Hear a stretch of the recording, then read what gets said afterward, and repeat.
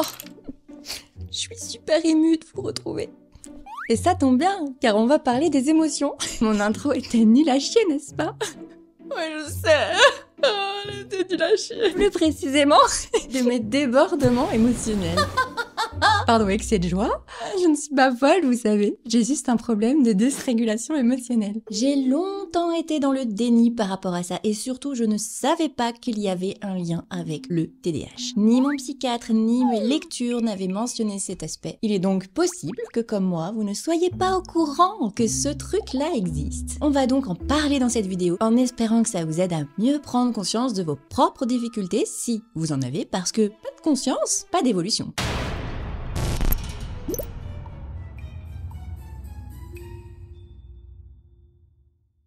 Avant de commencer la vidéo, je fais une petite annonce. On prépare actuellement la 8e session du programme MAPS TDAH. À l'heure où je publie cette vidéo, les inscriptions viennent juste d'ouvrir. Ça fait 2 ans maintenant que je vis ces belles aventures auprès de vous, qu'on apprend à mieux apprivoiser nos émotions et au-delà de ça, nos symptômes du TDAH. Si tu veux en savoir plus, je te laisse cliquer sur le lien dans la description. Ne procrastine pas trop, les places sont limitées. Sur ce, bonne vidéo. On appelle ça la dysrégulation émotionnelle. Elle toucherait entre 34 et 70% des adultes qui ont un TDAH. Ça dépend des études. Certains scientifiques considèrent même que c'est un des principaux symptômes, au même titre que les 3 autres. Quoi? Mais comment ça? Tu nous en as pas parlé dans ta vidéo sur les symptômes? Calmez vos émotions. Ah bah non, du coup. Vous pouvez pas à cause de la dysrégulation. Pour ma défense, regardez. Ceci est le DSM-5. Vous le voyez quelque part? Eh ben non, il n'en parle pas ou quasiment pas. Alors, il y a plein de raisons à ça. À l'heure actuelle, on sait juste qu'elle existe dans le TDAH, mais on n'arrive pas à se mettre d'accord pour en donner une définition clinique précise. Étant donné ce flou artistique, ce qu'on va faire, on va procéder comme d'habitude, on va utiliser ma propre expérience comme un cas d'étude. Oui, je suis votre petit rat de laboratoire. Gardez en tête que mon vécu n'est pas représentatif. Il y a autant de manifestations du TDAH que de personnes concernées. Et si vous voulez d'autres témoignages à ce sujet, j'ai publié en même temps que cette vidéo une rediffusion d'un live fait avec des abonnés d'Instagram, merci à eux. Mais avant que je vous parle de mon cas, réguler correctement ses émotions, ça veut dire quoi? Eh bien, c'est être capable d'influencer nos propres émotions, que ce soit leur intensité, leur durée, la manière aussi dont elles s'expriment. Et cette aptitude, elle dépend de processus cognitifs qu'on appelle les fonctions exécutives. Ah tiens, ça me dit quelque chose.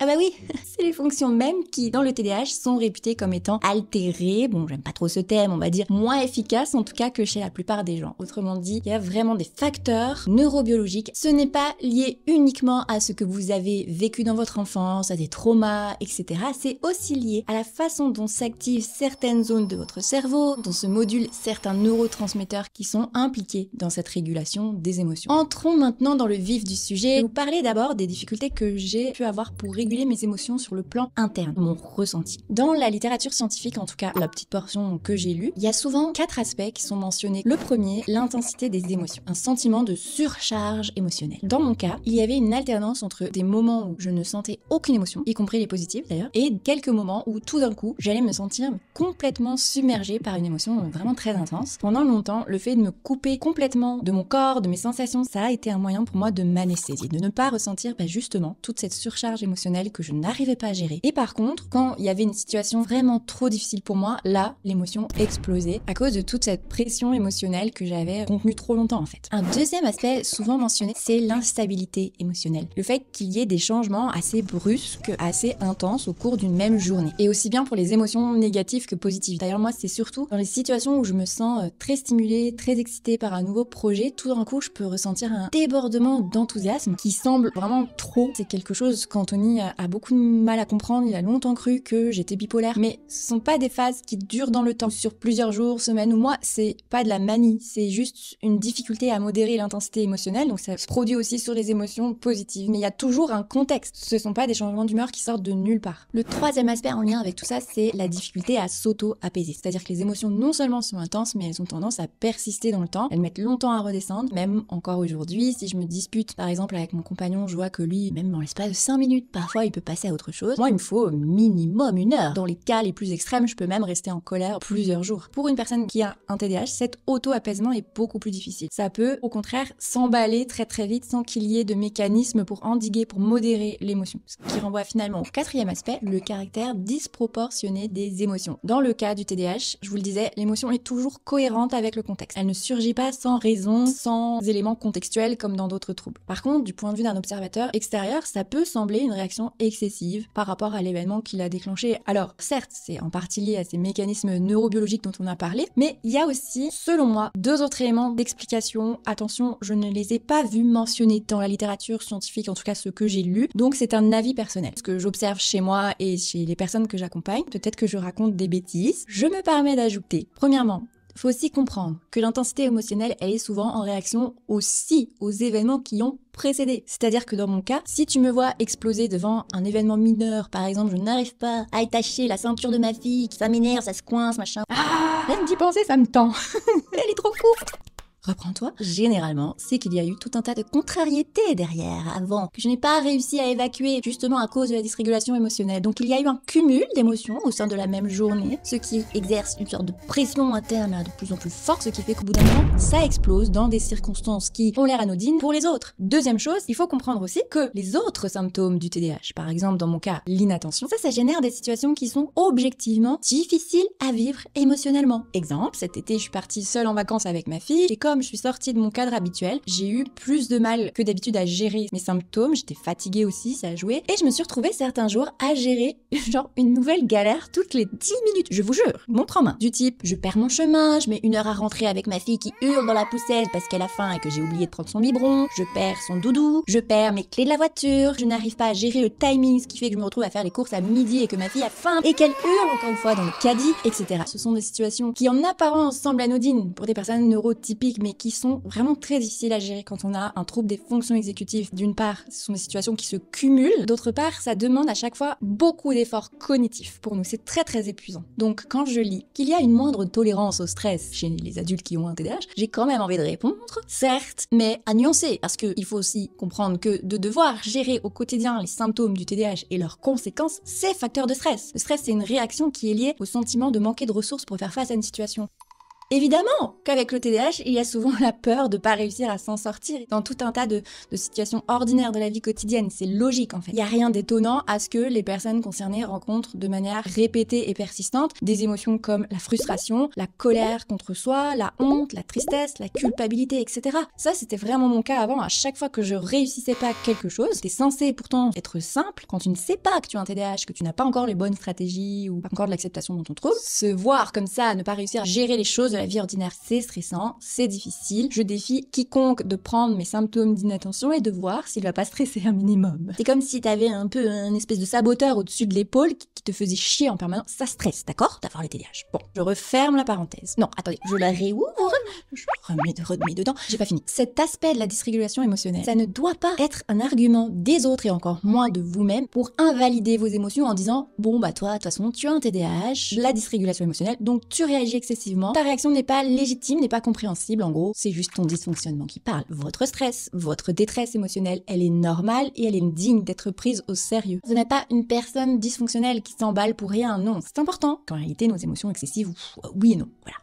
Passons maintenant au deuxième chapitre, les difficultés de régulation externe. La difficulté à inhiber, à maîtriser la façon dont les émotions vont se manifester extérieurement en termes de réaction physiologique, en termes de comportement. Donc là aussi, j'ai relevé 4 aspects qui sont revenus souvent dans mes lectures. Le premier, c'est l'hyperréactivité. De façon générale, le TDAH, c'est un trouble d'autorégulation. Il y a des difficultés dans le contrôle de soi. Les personnes ont du mal à se superviser elles-mêmes pour pouvoir diriger leurs actes, leurs comportements, conformément à ce qu'elles veulent vraiment. Donc, pour revenir aux émotions, je suis incapable de dissimuler mes émotions. Chez moi, ça se manifeste très souvent par des larmes. Je suis une personne qui effectivement pleure facilement. Dans ma vie privée, c'est jamais quelque chose qui m'a posé problème. En vrai, pour moi, c'est les autres qui ont un problème. Ah, jamais pleurer. Moi, ça va.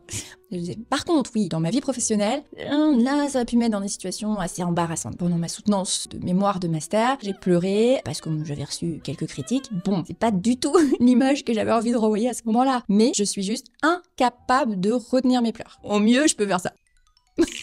Deuxième élément, ça va avec, ce sont les réactions socialement inadaptées. En toute logique, si on ne réussit pas à contrôler ces réactions, on peut pas les moduler pour les conformer aux attentes et aux codes sociaux. Ce qui est encore très compliqué pour moi, c'est que dès que surgit en moi la moindre petite émotion, ça impacte, quoi que je fasse, mon langage corporel. Et si souvent les gens perçoivent ma réaction comme étant excessive, voire agressive, on m'a souvent dit ça. Exemple typique, réunion de travail, on me demande de faire quelque chose, je sens que c'est pas ok pour moi, donc je le verbalise, je propose au groupe qu'on fasse autrement. Moi, dans ma tête, j'ai l'impression de parler de façon complètement neutre et normale. Je suis en mode, c'est bon, c'est un problème mineur, je vais juste suggérer un truc, y a pas d'embrouille. 2 jours plus tard, j'apprends que tout le monde s'est demandé, mais c'est quoi son problème à cette meuf de réagir comme ça, de façon si excessive? Cette situation, c'est l'histoire de ma vie. Et jusqu'à aujourd'hui, c'est compliqué parce que j'ai pas l'impression, moi, de réagir de façon excessive, et comme je ne vois pas, je n'ai pas conscience, je peux pas rectifier. La seule solution que j'ai trouvée, c'est de fuir les situations de conflit, ne pas m'exprimer quand ça va pas. Et évidemment, c'est pas une bonne chose à faire puisque ça conduit à réprimer ses propres besoins. Troisième caractéristique, l'impulsivité émotionnelle. Faire ou dire quelque chose sous l'effet de l'émotion sans prendre le temps de bien mesurer les risques ou les conséquences, ou juste savoir ce qu'on risque mais ne pas réussir à réfréner l'impulsion tout simplement. Alors avant, j'aurais eu tendance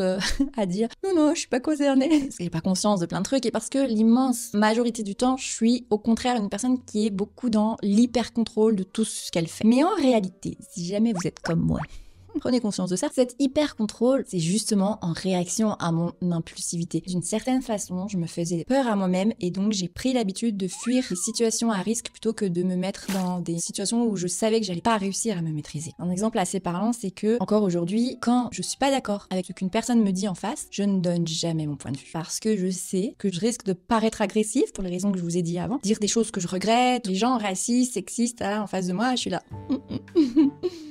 J'ai tellement peur de déranger, de faire du mal aux autres, que depuis mon enfance, j'ai vraiment développé cette capacité très très forte, paradoxalement, à réfréner mes impulsions. Et je pense que c'est quelque chose aussi qui peut être encouragé par l'éducation, notamment chez les femmes. Je vous renvoie à ma vidéo sur la question. Et par contre, les fois où l'émotion est vraiment trop puissante pour être contenue, là par contre, restez pas dans les parages. Je sais pas si vous avez vu ce film, je vous mets la scène. Ah, espèce de petit enculé! Connard! Cette personne, c'est moi. Les gens qui me connaissent savent que je suis une personne très calme, très posée, mais une fois tous les 6 mois, qui peut péter un câble. Aujourd'hui, j'ai des stratégies de régulation émotionnelle beaucoup plus saines que dans le passé, donc c'est beaucoup plus rare que je pète les plombs, mais il y a encore des sujets qui peuvent me trigger, comme on dit. Dans les pires situations, j'ai des images où je me vois tout casser autour de moi, j'ai l'impression que je ne vais pas réussir à me contrôler, donc dans ces cas-là, il faut que je m'isole, je pars, je peux pas... Faut que je marche.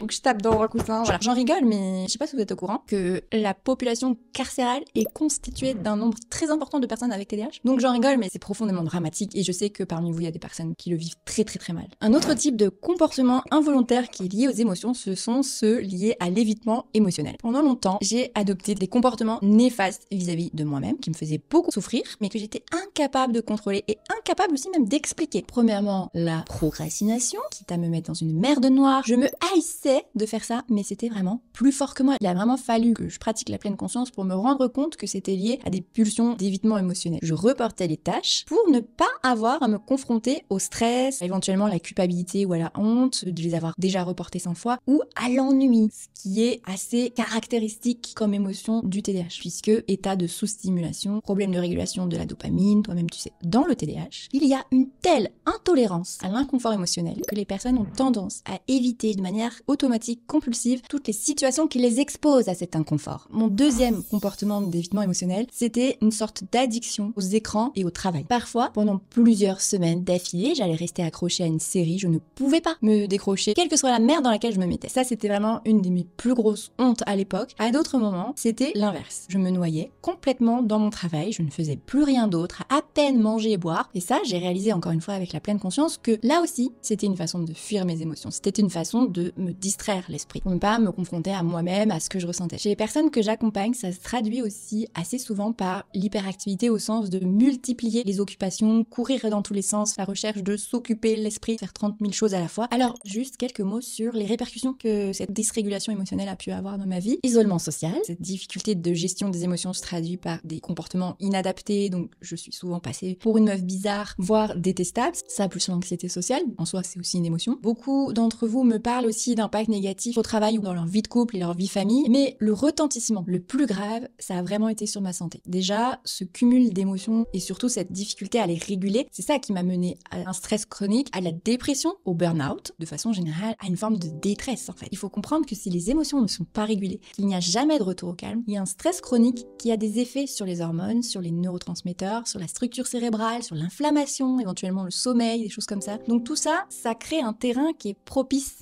au développement de la dépression. Et ça réduit aussi encore plus la capacité du cerveau à réguler les émotions. Donc il peut vraiment y avoir un cercle vicieux. Et puis toutes ces attitudes d'addiction aux écrans, de procrastination, etc., ça me donnait le sentiment d'avoir aucun contrôle sur ma vie. Et il y a aussi la santé physique, parce que à cause de cet état presque dissociatif, j'entendais pas les signaux pour me dire que j'avais besoin de repos, j'avais besoin de sommeil, j'avais besoin de bouger. À certains moments, j'étais trop statique, besoin d'aller chez le médecin, etc. Un des déclics pour moi, ça a été d'avoir vécu une mononucléose qui a duré plus d'un an, ce qui est rarissime. Il y a eu une réponse déplorable au niveau de mon système immunitaire et on sait très bien que le stress chronique, il affecte l'efficacité du système immunitaire, qu'il augmente justement le risque d'infection, de maladies inflammatoires. Ça a été pour moi un déclic pour me dire stop, il faut que je prenne en charge ce problème de mal-être. On arrive à la fin de cette vidéo, ces partages ont pu éveiller en vous des prises de conscience pas très agréables, voire littéralement déprimantes. Alors on va finir par deux bonnes nouvelles. Mais avant ça, un petit avertissement aussi. Premier cas de figure, vous n'avez pas de diagnostic de TDAH, mais vous vous reconnaissez dans les choses que je viens de partager. Ça ne veut aucunement dire que vous avez un TDAH. Peut-être oui, peut-être non. Parce que premièrement, la dysrégulation émotionnelle telle que je l'ai décrite, elle peut ressembler quasiment trait pour trait à d'autres conditions médicales comme le trouble du spectre autistique, le trouble de la personnalité borderline, le trouble bipolaire et d'autres. Donc il n'y a qu'un médecin qui pourra vous dire. Deuxièmement, si vous présentez tous les traits que j'ai présentés ici, mais que c'est pas invalidant au point de vous empêcher d'être fonctionnel, que ça impacte pas ou assez peu votre travail, votre vie sociale, votre santé, etc., il n'y a pas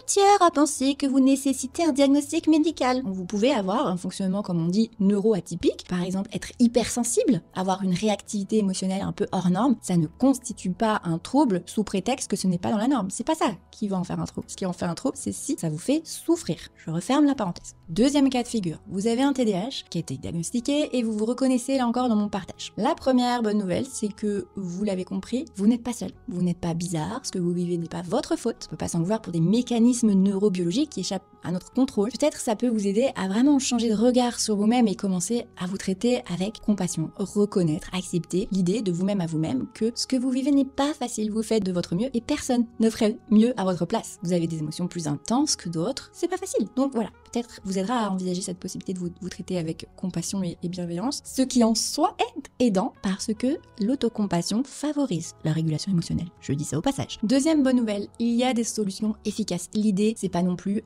de vous dire allez, pleurons ensemble sur notre sort, c'est affreux, nous sommes condamnés à souffrir émotionnellement car notre cerveau est programmé comme ça. Non, certes, ce n'est pas une aptitude qui est développée chez nous de façon innée, le fait de pouvoir facilement réguler ses émotions, mais ce qu'on ne sait pas faire de façon innée, on peut l'apprendre. Ça, la bonne nouvelle, c'est qu'on peut développer des compétences, des stratégies dans le domaine émotionnel qui vont venir compenser toutes ces difficultés que je viens de décrire. Il existe deux types de thérapies pour ça, dont l'efficacité a été démontrée. D'une part, la TCC, qui est, de façon générale, la thérapie psychologique qui est officiellement recommandée dans le traitement du TDAH comme étant la plus efficace, avec le plus haut niveau de preuve. Et d'autre part, les programmes de pleine conscience qui ont aussi fait la preuve d'une efficacité dans le domaine de la régulation du stress et des émotions. Attention, déclaration de conflit d'intérêts. Donc vérifiez ce que je dis. Mon métier est d'enseigner des programmes de pleine conscience. Et notamment le programme MAPS TDAH, c'est-à-dire un protocole thérapeutique qui est spécifiquement conçu pour les personnes qui ont un TDAH. Je vous mets un lien dans la barre d'infos. Checkez aussi, il est possible que dans les mois prochains, j'y mette un lien vers des ateliers de découverte de la pleine conscience. En quoi ça aide à réguler les émotions, comment ça fonctionne. Sur ce, on se retrouve sur Instagram. Sache que j'y publie toutes les semaines, donc à toi de voir. Mais sinon, on se revoit ici dans 6 mois.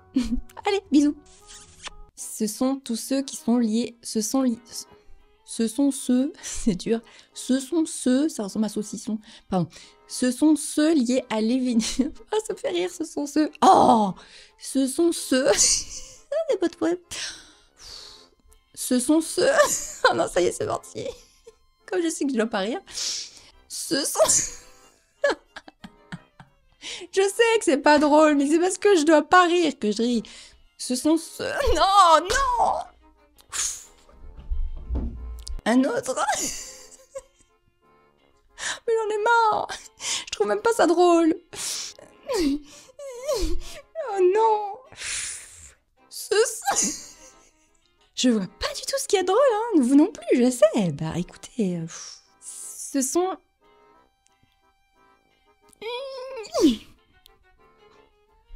Un autre type. J'en ai marre. Un autre type. Putain, faut que j'aille chercher ma fille, j'ai pas le temps.